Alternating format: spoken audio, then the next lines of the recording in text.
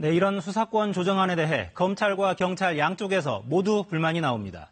경찰은 의미 있는 진전이라면서도 실효성에 의문을 제기했고 직접 수사가 제한된 검찰에서는 회의적인 시각이 더 큽니다. 보도에 김민혁 기자입니다.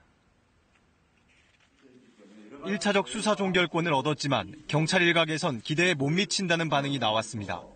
검찰의 수사 지휘권을 폐지하기로 했지만 실제로는 명칭만 바뀐 것 아니냐는 겁니다. 수사권 조정안에 따르면 경찰이 불기소 의견으로 사건을 검찰에 송치하지 않더라도 검찰에 불기소 결정문 등을 보내도록 했습니다.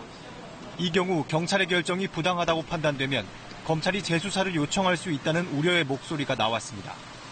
수사 우선권 조항에 대해서도 같은 사건을 검경이 수사하면 그동안 경찰이 관행적으로 먼저 수사해왔지만 앞으로 영장을 받지 않으면 검찰의 우선권이 갈 것이라는 우려가 나왔습니다.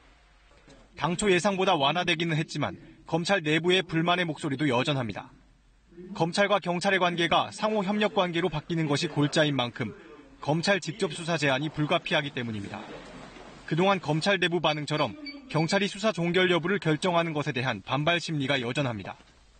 검찰이 경찰 수사 단계에서 수사 지휘를 할 수 없어 검찰의 재조사가 있게 돼 결국 국민 불편이 가중될 것이라는 반응도 나왔습니다. 수사 종결권에 대해서도 검사가 경찰 결정에 이의를 제기해 수사 기록을 다시 봐야 한다면 현재와 다를 바 없다는 반응도 나왔습니다. KBS 뉴스 김민혁입니다.